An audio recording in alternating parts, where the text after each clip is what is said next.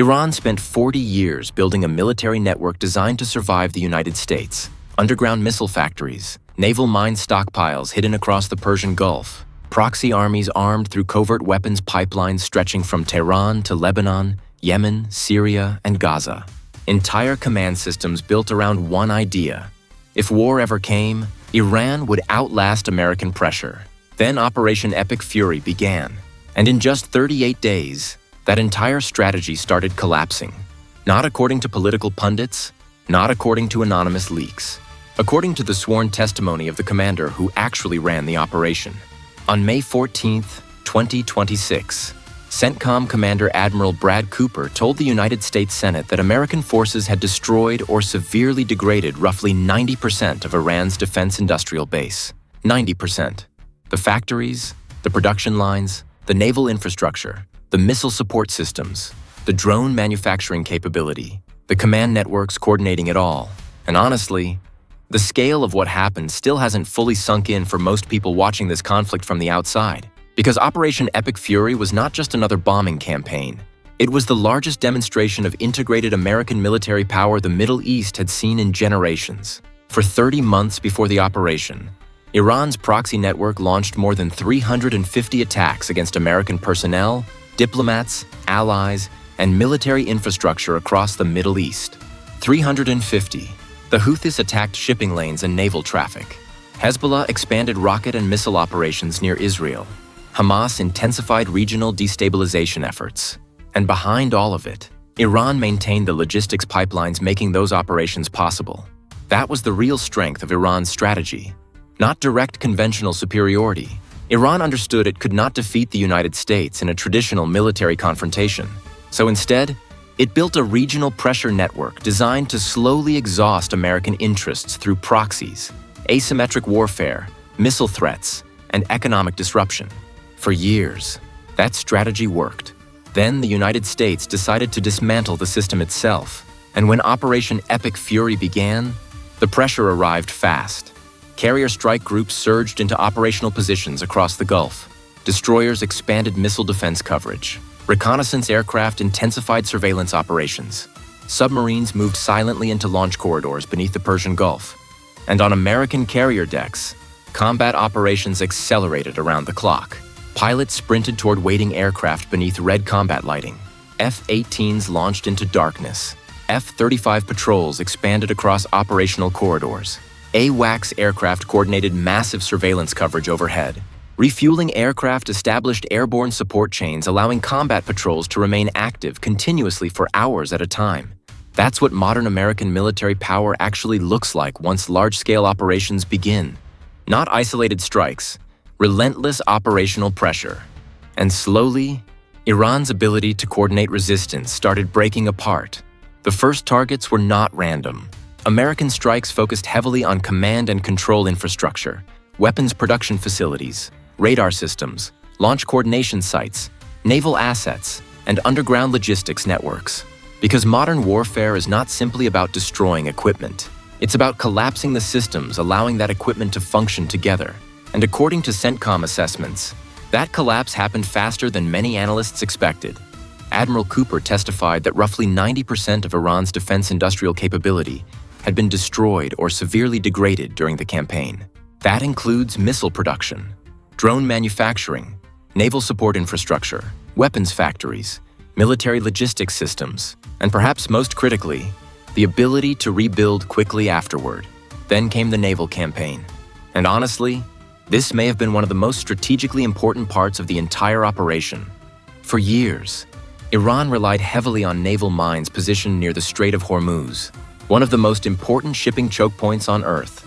Nearly 20% of the world's oil supply moves through that narrow corridor. And Iran's naval mine inventory posed a serious threat to global shipping if conflict escalated. According to Cooper's testimony, the United States eliminated roughly 90% of Iran's inventory of more than 8,000 naval mines. 8,000. And most of them are now gone. That changes the strategic balance in the Gulf dramatically. Because Iran's ability to threaten maritime commerce depended heavily on naval mining, coastal missile pressure, asymmetric naval harassment, proxy disruption operations. And once those capabilities started collapsing, American and Allied naval forces increasingly controlled the operational environment. Meanwhile, carrier aircraft continued strike operations around the clock. Destroyers repositioned defensively, anticipating retaliation attempts. Reconnaissance drones flooded suspected launch corridors. Electronic warfare aircraft disrupted communications and radar activity. And overhead, American surveillance systems tracked movement patterns continuously across enormous sections of the battle space. That's what makes sustained American military operations so difficult to fight. The pressure never stops. Iranian launch crews reportedly relocated constantly between positions, trying to avoid follow-on strikes. Mobile systems dispersed toward emergency concealment zones. Underground facilities shifted into defensive operations. Military vehicles abandoned hardened infrastructure before additional strikes could arrive. Because once American surveillance and air superiority fully expand over a region, movement itself becomes dangerous. Every radar activation risks detection. Every launch corridor risks drone surveillance. Every communication signal risks interception. Every relocation attempt risks exposing additional infrastructure. And slowly, Iranian military operations increasingly shifted from coordinated force projection into survival-focused movement under constant pressure. But the most strategically important effect may have happened far beyond Iran itself. Because for the first time in decades, Iran's proxy pipeline started collapsing simultaneously across multiple regions.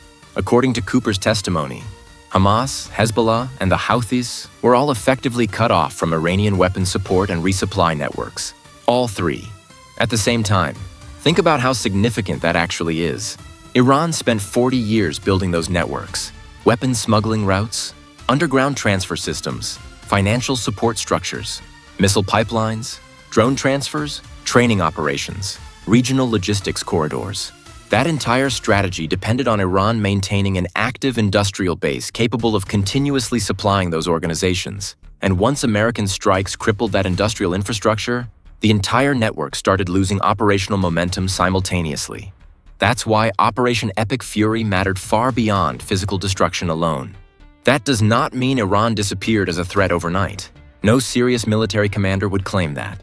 Iran still retains missiles, drones, underground infrastructure, asymmetric warfare capability. But surviving initial strikes is very different from maintaining strategic control of the battlespace afterward. And honestly, that may be the most important lesson from the entire Iran Files series. Iran prepared for decades to survive American military pressure. The United States prepared for decades to dominate despite resistance. Episode 1 showed how the United States targeted command and control infrastructure first. Episode 2 showed hardened underground facilities like Eagle 44, struggling once American air power entered the conflict.